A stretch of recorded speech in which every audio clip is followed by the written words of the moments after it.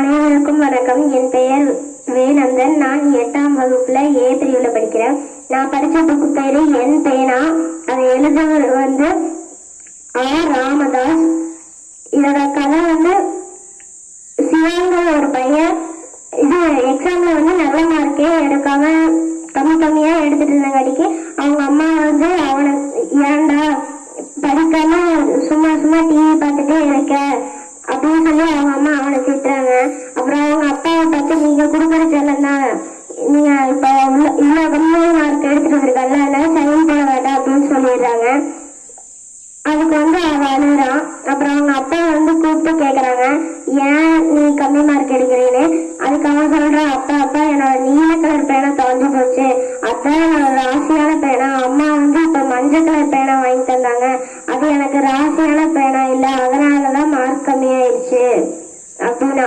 அதுக்கு அவங்க அப்பா சரி உனக்கு புது நீல கலர் பேனா வாங்கி தரேன் அப்படின்னு சிவாங்கிறான. அந்த நீல கலர் பேனா புதுசு வாங்கினா என்னோட பழைய பேனா மாதிரி ராசியான பேனு கிடைக்காதுல்ல அப்படிங்கிறான். அதுக்கு அவங்க அப்பா சரி நீ போய் போட்டோ ஆல்பம் ஒண்ணு எடுத்துட்டு வா, நம்ம வீட்டுல இருக்கிறது பீரோல இருக்கிறது அப்படிங்கிறாங்க. அதுக்கு அவனும் சந்தோஷமா அதை போய் எடுத்துட்டு வரான். எடுத்துட்டு வந்து அவங்க அப்பா ஒரு போட்டோ எடுத்து காமிக்கிறாங்க. அந்த போட்டோவை பார்த்துட்டு அவங்க அப்பா சொல்றாங்க, இதுதான் நீ சின்ன வயசுல இருந்த போட்டோ. நம்ம பாத்தீங்கன்னா முதல்ல ஒரு வாடகை வீட்டுலதான் இருந்தோம், எல்லாருமே இதுதான் ராசியான வீடு அப்படிம்பாங்க. ஆனா நம்ம உழைச்சி சம்பாதிச்ச கடித்தான் இப்ப புது வீட்டுல இங்க இருக்கோம் அப்படிங்கிறாங்க. அப்ப ராசி எல்லாம் பொய்யாப்பா அப்படின்னு அவன் கேக்குறான்.